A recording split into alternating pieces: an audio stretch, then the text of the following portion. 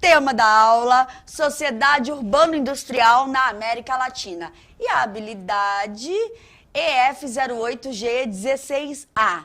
Identificar, comparar e analisar as principais problemáticas sociais, econômicas, demográficas, culturais, ambientais, políticas, entre outras, e relacionar com o processo de urbanização das cidades latino-americanas. Unidade temática, mundo do trabalho. Objeto de conhecimento, transformações do espaço na sociedade urbano-industrial na América Latina. Muito bom. E aí a gente vai começar aí com um vídeo, né? Vamos ver se vai acontecer mesmo. Olha lá. São Paulo terá uma redução de quase 30% no número de carros até 2030, hein? Será que vai ser, ó? Esse é o vídeo do ano passado, hein? Será que vai acontecer mesmo? Será? Vamos lá ver, aí a gente volta.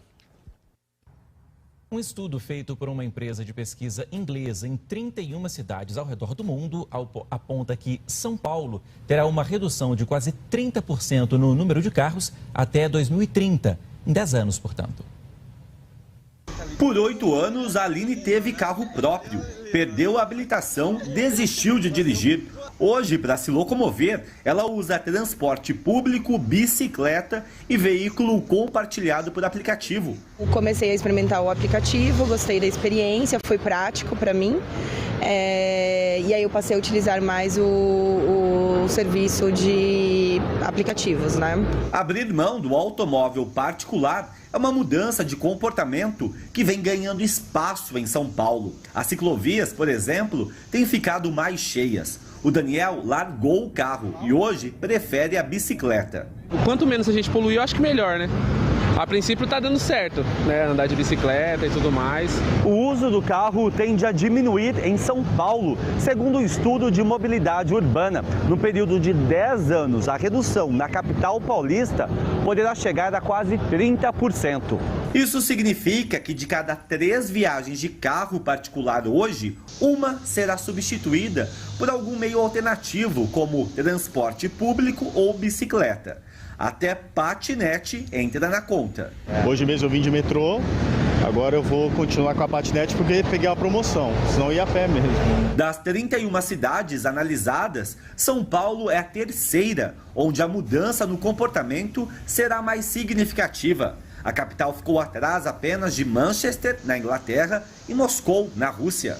Para o Gustavo, deixar o carro de lado também é uma questão de saúde. É uma escolha, é praticamente o único exercício que eu faço no dia a dia, assim. E ao mesmo tempo eu não consigo andar de bicicleta para fazer exercício, é para se transportar mesmo, assim, é uma coisa de ir de um lugar para o outro. O carro pode perder o destaque que tem hoje, mas o ritmo para tudo isso acontecer depende de mais investimentos. No ranking da pesquisa, a cidade tem o pior índice de confiança do cidadão. Não dá para ter mais 1 milhão, 1,5 milhão de pessoas morando na periferia da cidade, necessitando de transporte público ou transporte individual. Então é uma combinação de plano urbano, com a expansão necessária do sistema de trilhos e pneus, de tal forma que fatalmente vai ficar muito mais fácil, muito mais barato, muito mais rápido você usar um sistema em rede do transporte público, trilhos e pneus. Na verdade precisa, né, dar um incentivo aí para as mobilidades aí, principalmente a questão aí das ciclovias, né, as bicicletas, né, por exemplo, a Juliana comprou uma moto, então já diminuiu aí, já não vem mais de carro. O nosso querido diretor anda de patinete, porque ele mora aqui perto, então ele vem de patinete e volta de patinete. Tem o Giovanni que mexe aí nas imagens, vem de bike, né, então o pessoal tá se virando aí, porque realmente, né, os veículos aí, né, para quem mora perto, assim, dá para fazer essas diferenças aí, né? A professora Iracema, inclusive, mencionou, o combustível do jeito que está caro, realmente é uma boa outras alternativas. Boas, até a questão da poluição, né, do congestionamento, até ajuda e, logicamente, né, o físico, né? A atividade física. E é isso aí. E a gente falando dessa questão aí de urbanos, né, nós temos aqui a questão da urbanização da América Latina. Então vamos lá acompanhar aí na tela. A América Latina e o Caribe correspondem à região mais urbanizada do mundo, mas também uma das menos povoadas em relação ao seu território. quase 80% da sua população vive em cidades, uma proporção superior à do grupo de países mais desenvolvidos. O crescimento demográfico e a urbanização, processos que no passado foram muito acelerados, perderam força. Atualmente, a evolução demográfica das cidades tende a se limitar ao crescimento natural, né? Então, voltando, por exemplo, na questão do automóvel, aqui em São Paulo, né, são mais de 8 milhões de automóveis, de quase aí 55 milhões de automóveis que nós temos no Brasil. Então, essa mobilidade, essa urbanização aí, acaba, logicamente, afetando em vários aspectos, né, nas cidades. Então, quanto maior essa questão aí da urbanização e não ter uma infraestrutura para os equipamentos urbanos, pior é a situação da população. Por isso que tem que sempre ter as alternativas.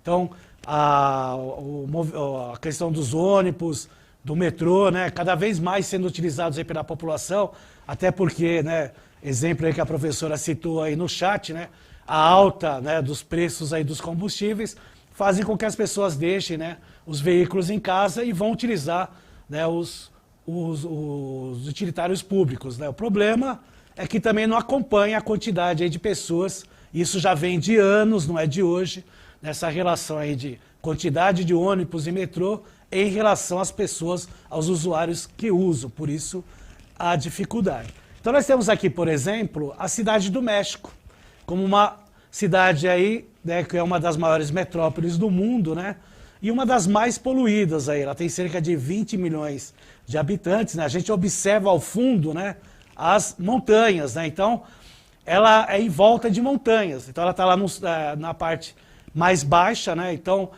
tem as duas regiões montanhosas, né, que ela fica no centro, e isso aí dificulta tudo, a expansão da cidade do México, né, a quantidade de pessoas que moram lá, né, tendo aí mais de 20 milhões de habitantes, então tem essa relação. Por exemplo, aqui a cidade de São Paulo tem um pouco mais de 11 milhões de pessoas, e a gente sabe que tem muita gente aqui na cidade de São Paulo, eu só estou falando só do município de São Paulo, estou falando de Grande São Paulo e muito menos do estado, aí, que tem mais de 45 milhões da população, né? Ou seja, um pouco mais de 20% aí da população total do Brasil. Então essas cidades aí, elas carecem de infraestrutura, porque como foi falado no texto, a urbanização ela foi muito rápida, ela teve um processo muito acelerado, principalmente saindo lá do êxodo rural, né? Saindo dos campos para as cidades, para procurar melhores condições de vida e até incentivos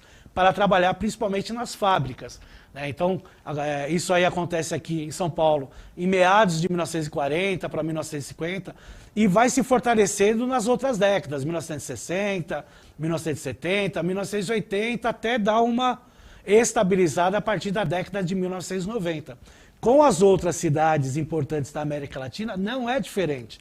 O processo também é igual. Por isso que eu coloquei, por exemplo, a cidade do México como um exemplo aí a ser dado, né, desses problemas, tanto problemas naturais como problemas aí humanos que se tem aí nessas cidades que acabam, né, tendo o que nós chamamos em geografia de macrocefalia urbana, ou seja, um inchamento dessas cidades aí, tá certo?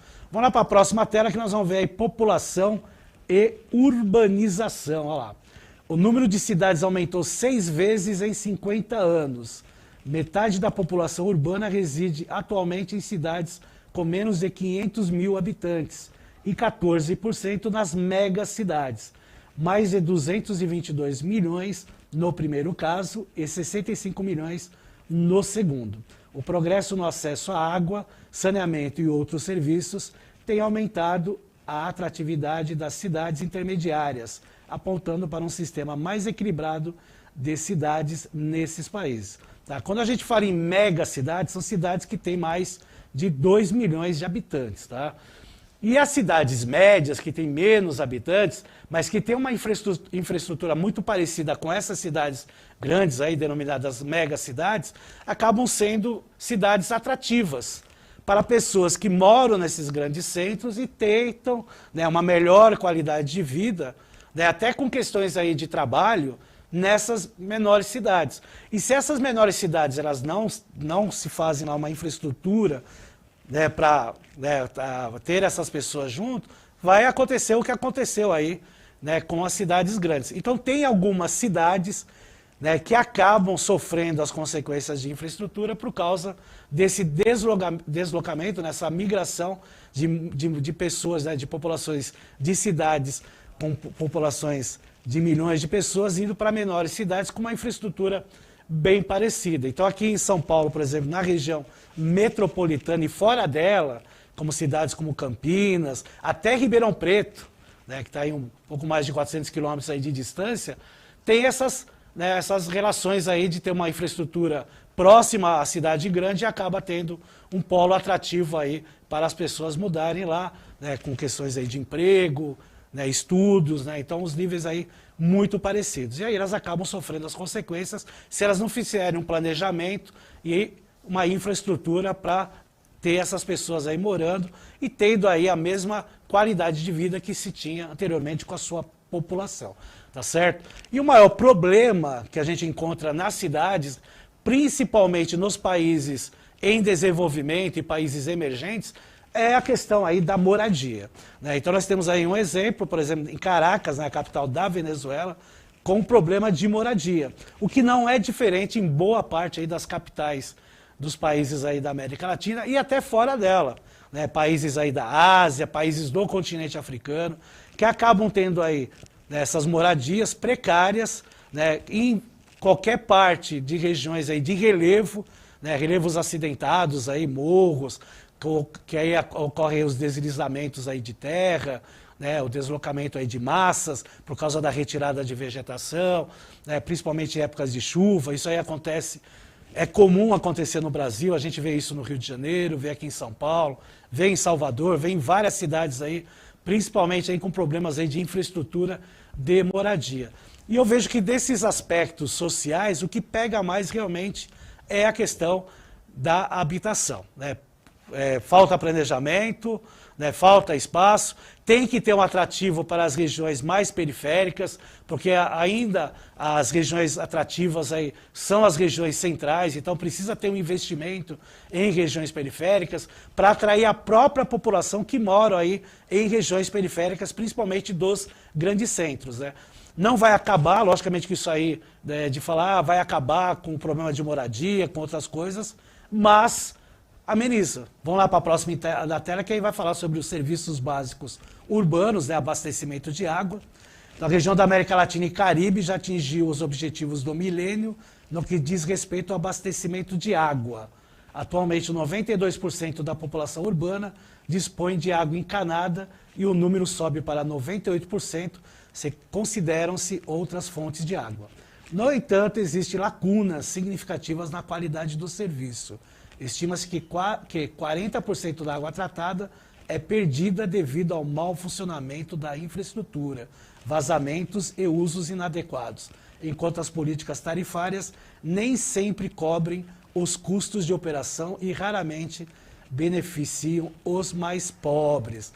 E tem isso mesmo, desperdício, por incrível que pareça, na América Latina é um dos pontos muito negativos que nós temos na questão da água, né? Então, tem a questão aí de que nós somos aí, né, o país, o Brasil, que tem mais, né, essa questão de água doce, né, no planeta, né? Não foge à regra alguns países da América Latina, mas o tratamento que se dá é tipo assim, é uma fonte renovável, é só chover que a gente vai ter água potável aí pelo resto da vida, né? E a gente vê cada vez mais, né, as chuvas escasseando aí durante o ano.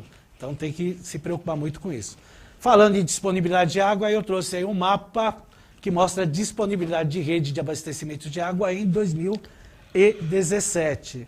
Né? Então tem lá 85,7 rede geral de distribuição, né?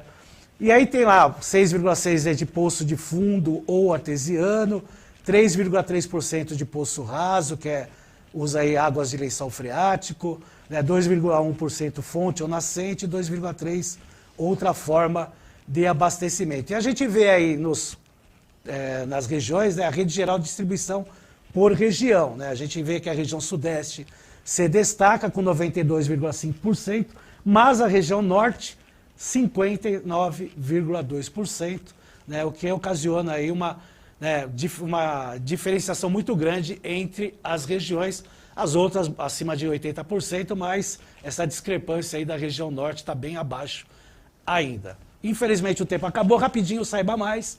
Faz aí uma pesquisa aí nas Nações Unidas e no Habitat sobre os temas abordados na aula de hoje. Quero agradecer aí a participação da Ju, mais uma vez aí com a nossa parceria aí. Isso mesmo, vambora? Vambora, né? Beijo, tchau, tchau. Coração pra vocês. Coração pra vocês. Mesmo não participando do chat, eu vou participar do chat. Esse coração vai para o Leandro, o diretor querido.